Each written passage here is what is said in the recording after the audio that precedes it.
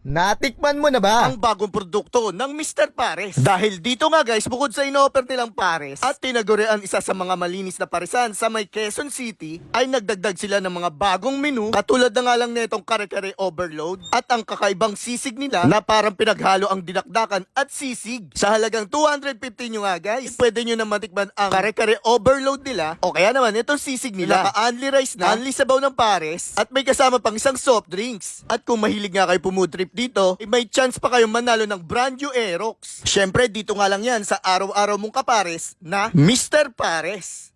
Yan mga tigaman, dito tayo sa 92 Mother Ignacia at dinalikan ulit natin yung Mr. Pares guys dahil dito meron silang ino-offer na bago guys na menu itong na kare-kare overload. 250 pesos guys, unlimited rice, sabay meron ng soft drinks na kasama, sabay unlimited sabaw ng pares. Bukod doon, meron silang in-offer na sisig guys. 250 rin, unlimited rice, unlimited sabaw, sabay may soft drinks pa kasama. Yan, open nga pala to. 24 hours guys, araw-araw pwede nyo silang din. So, tikpan na natin tong kare-kare nila. Ganda dito sa kare-kare guys, merong bone marrow. Yan. May bone marrow. Kaya naman pala 250. Yan guys, tikpan na natin kung ano tayong bagong guys. Yan. Lagay natin dito. Yan.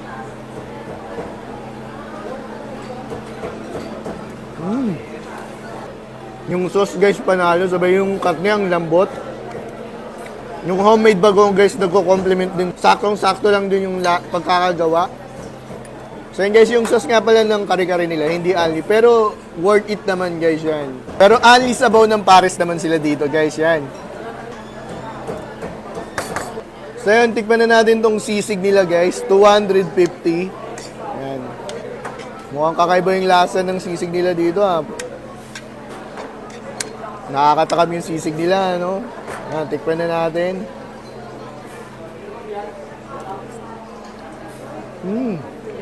Parang malalasa mo yung sisig tsaka dinakdakan pinag-isa, guys. Ganun yung nalalasahan ko, guys. Pero kakaiba yung lasa ng sisig nila.